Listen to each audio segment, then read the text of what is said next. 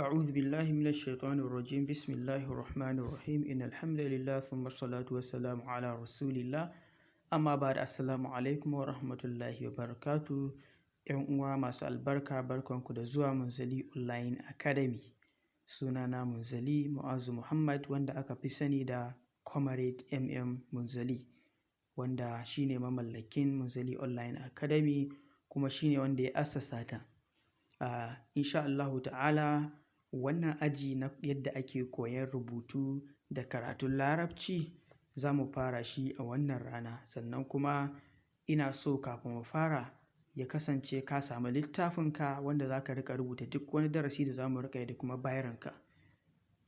Sannan kafin nan ina so ka sani cewa wannan darasi an ƙirƙire shi ne domin waɗanda suke yake musu wahala su karanta larabci ko kuma su rubuta shi, sannan kuma da ma'aikata wanda suke zuwa offices haka da 'yan ƙwadago da sauransu da duk 'yan dako da koma wace sana'a kake yi ta neman halal, to wannan course wannan darasi an creating nashi ne, wato an asasa shi ne saboda kai.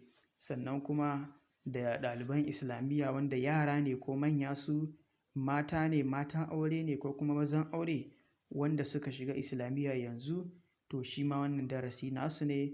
Da kuma iyaye maza da mata su wanda suke zaune, na san cewa tabbas a garuruwanmu da yawa ɗaruruwan mutane ba su iya rubutu da larabci ba kuma ba su iya karatu da larabci ba. So wannan dama ce ta zo, neman ilimin addini wajibi ne.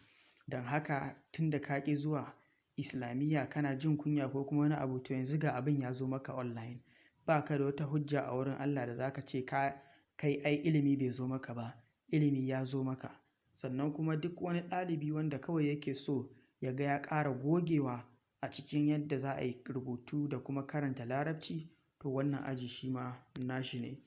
So wannan course kuma na sadaukar da shi ne ga mahaifana wanda suka yi ƙoƙari a kanmu, suka ba mu tarbiyya, ko da yaushe suke tallafa mana domin su ga mai inganta rayuwarmu kuma mun kasance masu amfani ga kawunanmu da al'umma da addininmu. Allah ya saka musu da alheri, Allah kuma ya ji kansu, ya musu rahama duniya da lahira. Ina roƙon Allah duk wanda kuma ya shigo cikin wannan makaranta da ni wanda zan koyar, mu ma Allah ya ji kanmu, ya yi mana rahama a duniya da lahira, ya mana albarka. Sannan 'yan uwa, ina ba ku shawara cewa duk wani darasi da muka yi ka tabbatar ka rubuta. Kada kawai kai ta kallo, no, ka rubuta kowane darasi. Sannan kuma kada ka yi gaggawa. Babu wanda zai ce maka dama ka zo ne saboda kana so ko dai ka ƙware ko kuma baka iya ba, to ka ɗauka komai a hankali. Insha Allah wata rana za ka ga ka ƙware. Kada ka yi gaggawa kawai kai ta kallon videos ɗin kana wucewa, a'a, ka ɗauki kamar minti 30 bayan mun gama darasin, kai kuma ka yi minti 30 misali kana kallo, sannan kuma ka yi minti 30 kana bibiyan abin da ka rubuta a littafinka. Za ka ga insha Allah ka haddace shi kuma ka riƙe. Sannan yayin da nake koya maka ta cikin bidiyo ɗin, to ka ɗauka cewa kana aji ne, ni ina gaban allo kai kuma kana zaune a matsayin ɗalibi, ina faɗa kai ma kana faɗa, ka riƙa faɗin duk abin da na ce.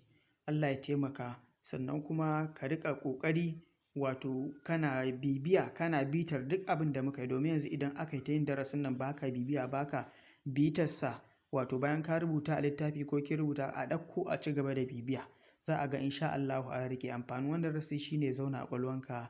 Assalamu alaikum warahmatullahi.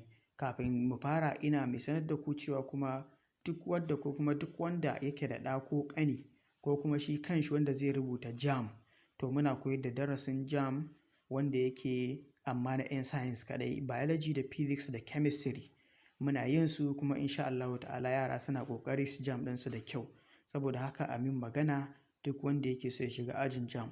Sannan kuma idan ba ajin JAMB za ka shiga ba, kai ɗan university ne ko kuma ka samu sabon admission ne a duk makarantar da kake, in dai misali darasi kake kamar IJMB ko kuma kana sciences ne a university, ko medicine ko pharmacy ko veterinary medicine ko medical laboratory science da medical radiography ko nursing ko biological science, microbiology, duk sauran wannan courses, ko education kake, in dai kana yin physics da chemistry, to insha Allah ta'ala ina koyar da shi ga 'yan aji ɗaya kawai. Amma Idan kuma kana jami'an ne ka samu matsala sanda kake aji dai shi ma za ka iya zuwa ka koya.